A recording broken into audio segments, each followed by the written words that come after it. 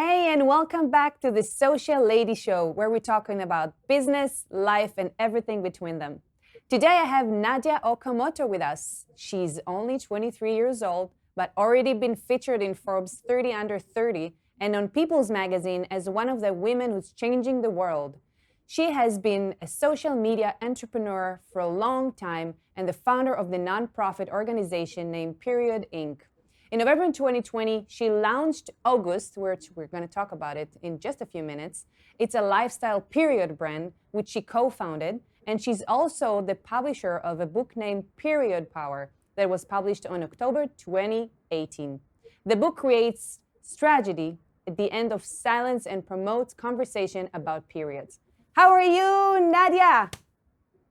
I'm doing well. Nice to meet you face to face after a long time of clubhousing together. Yes, I'm so excited to have you on my show. You are a rock star, a serious rock star.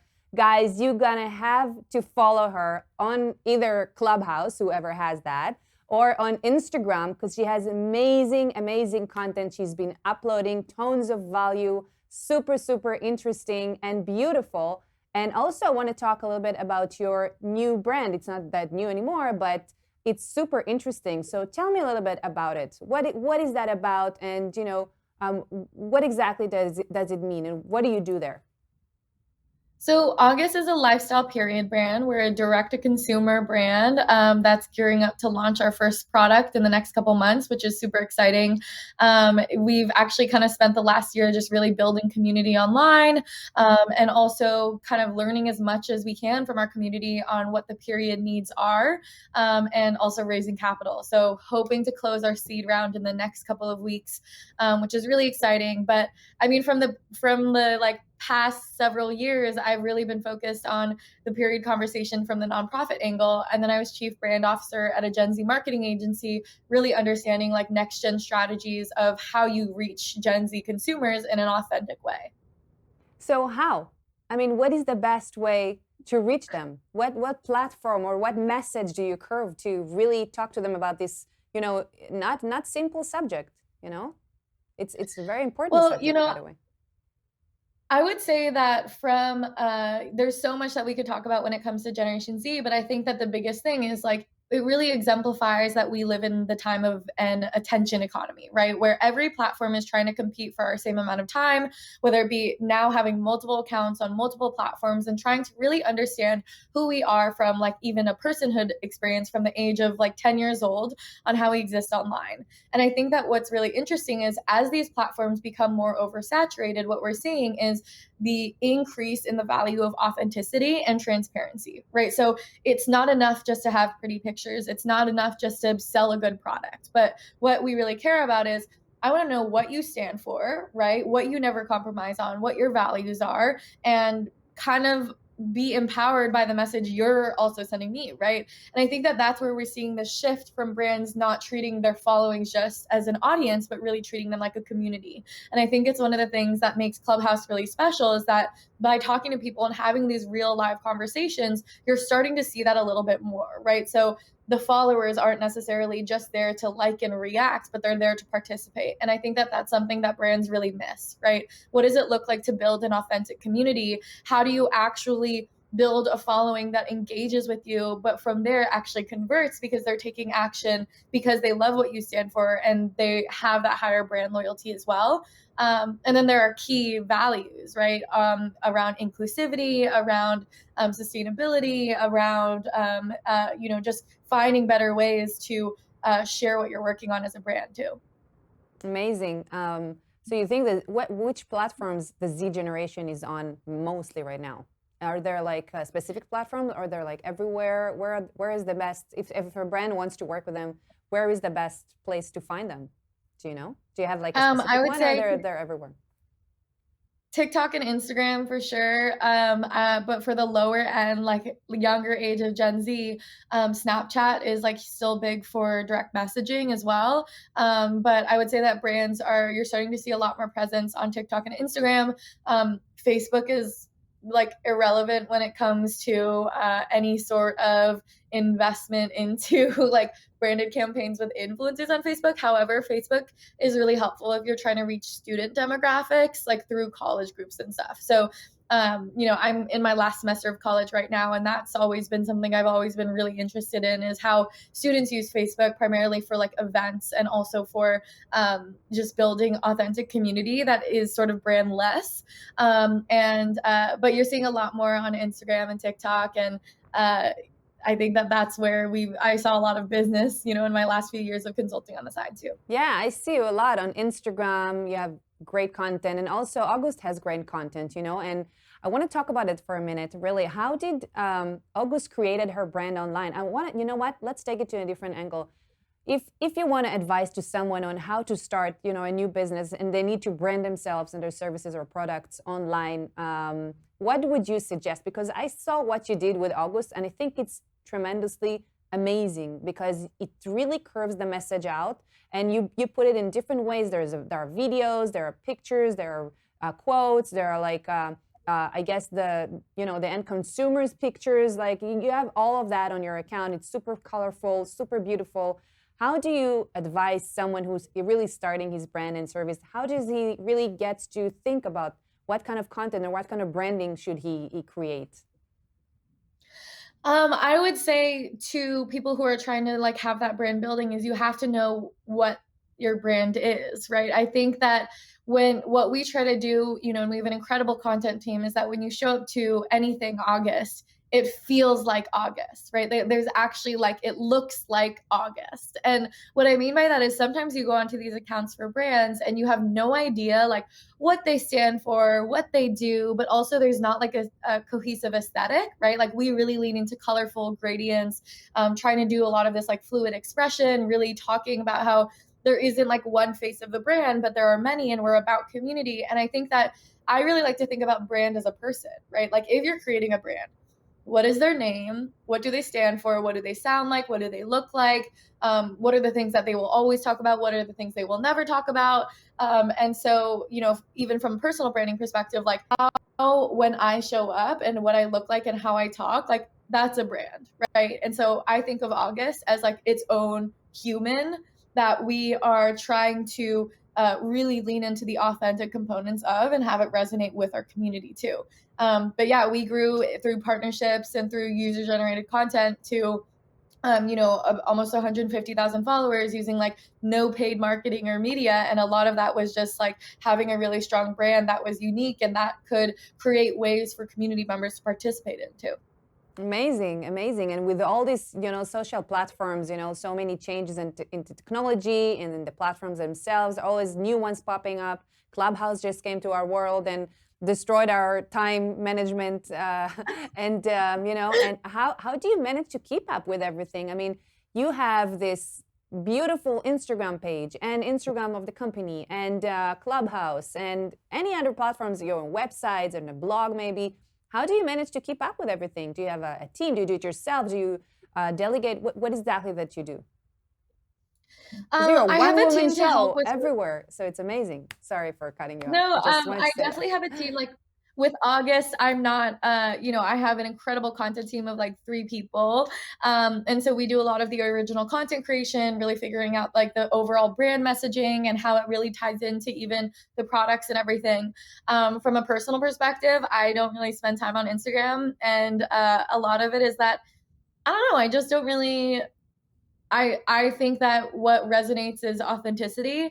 And for me, if you're being authentic, it doesn't take that much time because it's like just being you. You don't really have to think Right. about what you look like or anything. Like I show up to podcasts, like, I was You're just lying beautiful, in bed girl. doing So Thank you, but, I think a lot of it is, like, how I do captions, I never plan them out, like, if I wanna post, I'll post, if I have a cute picture, I'll post it, and, it's just kind of worked for me, and, I'm really fortunate that that's been, like, my main source of income, and, I think that it's been something that I've really, really loved to explore, and, in terms of managing Instagram, like, I think that the biggest thing I have been really thankful to have help on is like managing comments and DMs, which can be a lot sometimes.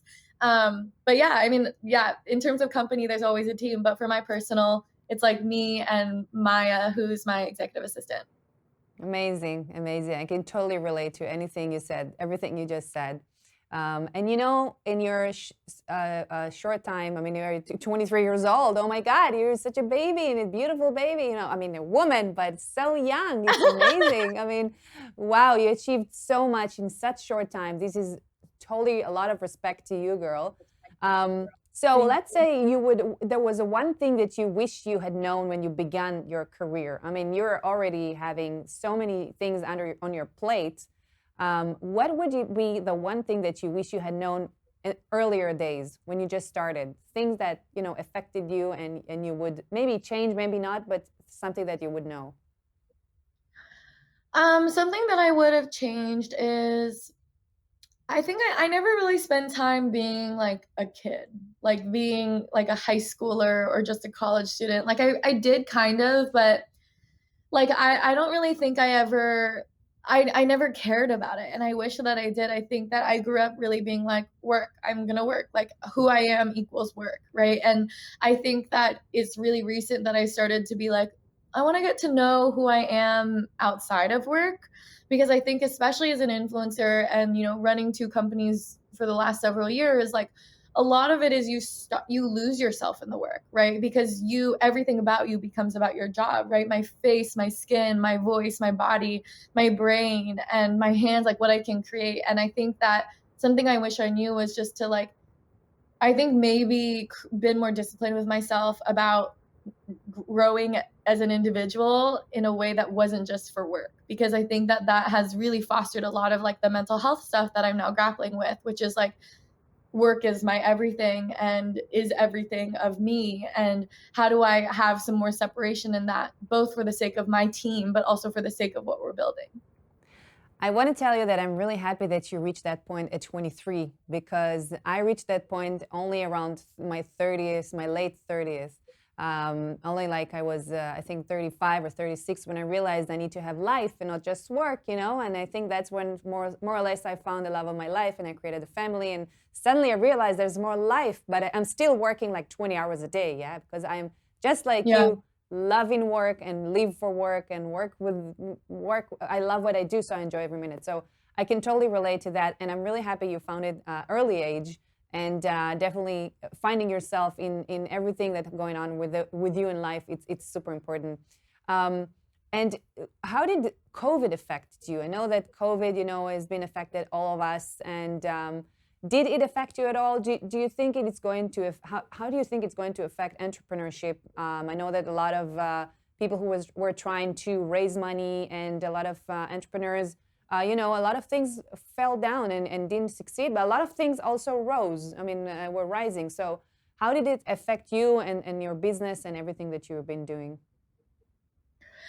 I mean, it changed everything. Like, to be honest, before COVID, I was on a plane like every day, like once or twice a day. And COVID, all the speaking went away, all my shoots were canceled.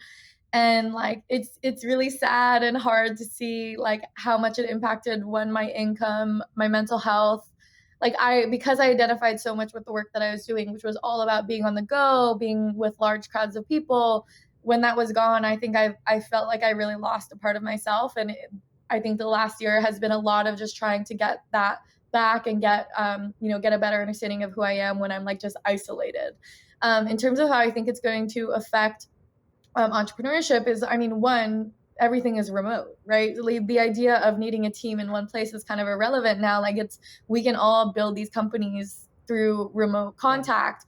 But I do think that what's going to be really interesting is seeing how brands that are so focused online are going to be able to pivot when everything kind of goes back to being able to be in person, because I think that after being cooped up for so long, you're going to see, as in-person things start popping up, this just excitement to get out there, right? So I'm really curious to know, like, am I going to be as excited about spending all day on Clubhouse when I could go outside and hang out with my friends in real life, right? And I think that that's what we're going to see is like, yeah, we're going to see kind of how does this affect all these new digital trends now that people are going to just want to go outside and like experience the actual world and people in real life. And I want to say that I love your authenticity. You're being so real on Instagram, at least. It's where I follow you and I see what you're doing. And I think a lot of people can resonate with a lot of things that you say over there. And I think it's one of your specialties.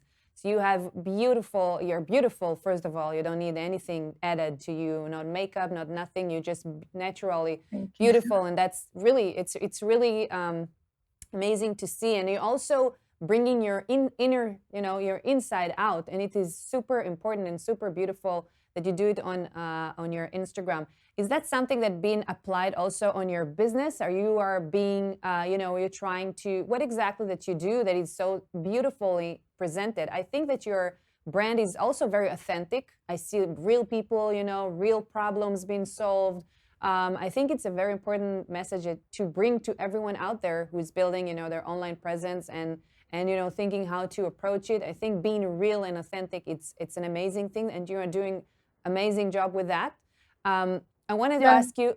I wanted to ask you about your book. You wrote the book, right? The Yeah. Power Period.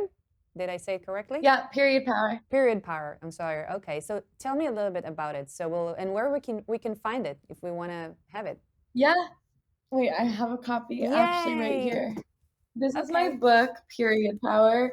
It came out in 2018. It's like everywhere books are sold. So whether that be Amazon or something, it's all there It too. wasn't planned. She really had the book. Yes, I really did. It's like sitting on my It desk. wasn't planned.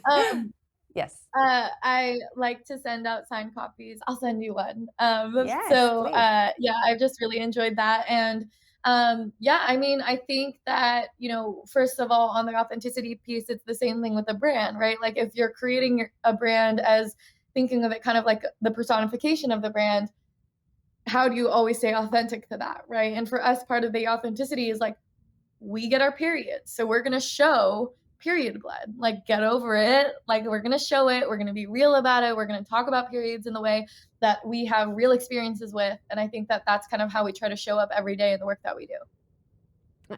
This is amazing. I mean, it's a subject no one talks about. You have here a niche that no one is really bringing it up. And I think it's super important for every woman to talk about it, and to bring it out and to clarify that she's been dealing with it, and and it's something that is part of our lives, so it's something super important. This is amazing. Yeah, tell me. No, I was just going to say, I think that that's kind of what we always try to do. And I think it's also about always learning, right? Like we really lean into our community to hold us accountable, even to be more inclusive around gender and like, making sure that it's not just, cis women who feel comfortable in our community, but we're as much as possible trying to be as inclusive as possible when we talk about periods. Like not everybody's period experience is the same. And we want to be really real about that. Amazing. So where can we find you? If anyone wants to go and read more about you or about your company, where should he go? Give us some links or some. Yes. At It's August is August, my company, and then at Nadya Okamoto, just my full name, is me on social media. And our website is itsaugust.co. Amazing. You guys should definitely check it out. Nadya, I have one last question for you. And that will be, if you would have been an animal, which animal would you have been and why? I think I would be a hummingbird, but I think it's because I am always kind of shaky, and a lot of it is like my anxiety. So like that's kind of how I feel all the time. I love it. But yeah, I think I'd be a hummingbird. I love it. I love it. I love this idea. I think you are so gorgeous. I'm so happy to have you here. Really, you're such a free spirit and beautiful from inside out. And I'm very happy to have you on our show. And I hope we're going to do it again at some point, or even go live, or whatever we feel like. So whenever you feel like, let me know. And I'll see you on the stages, that's for sure, on stages on Clubhouse. And keep on rocking, girl. You're doing a good job. So it's very, very pleasant to follow you and see what you're doing. Thank you so much. So great to chat with you. Yeah, with you too. So thank you very much. And I'll see you guys in the next video. And goodbye for now. Bye.